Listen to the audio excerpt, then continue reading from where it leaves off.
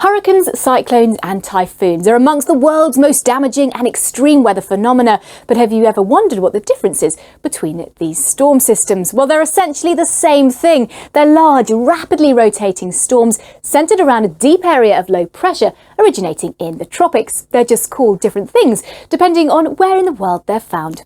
Now, hurricanes are found in the North Atlantic and the East Pacific too. They can affect regions including the Caribbean, Central America and Mexico, as well as parts of North America too. Meanwhile, the other side of the Pacific, here in the West Pacific, we find typhoons. They can have an impact on the Philippines, Taiwan, also parts of China and also Japan too. Cyclones, or severe cyclonic storms as they're sometimes known, can cover a vast area stretching across the South Pacific right through the Indian Ocean. So they can hit North Australia up towards Bangladesh and India, and also parts of the Middle East and even East Africa as well.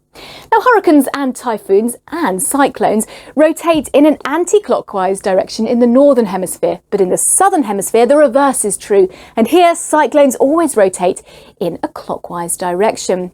Tropical cyclones never cross the equator, but they occasionally cross the international dateline. Hurricane Kilo crossed the international dateline back in 2015, and it turned from a hurricane to a typhoon.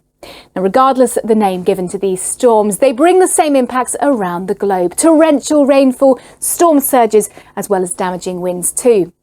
Now, with the impact from climate change, we're likely to see the warming seas and rising sea levels, meaning that these tropical cyclones become stronger and longer lived, potentially bringing even more catastrophic flooding events in the future.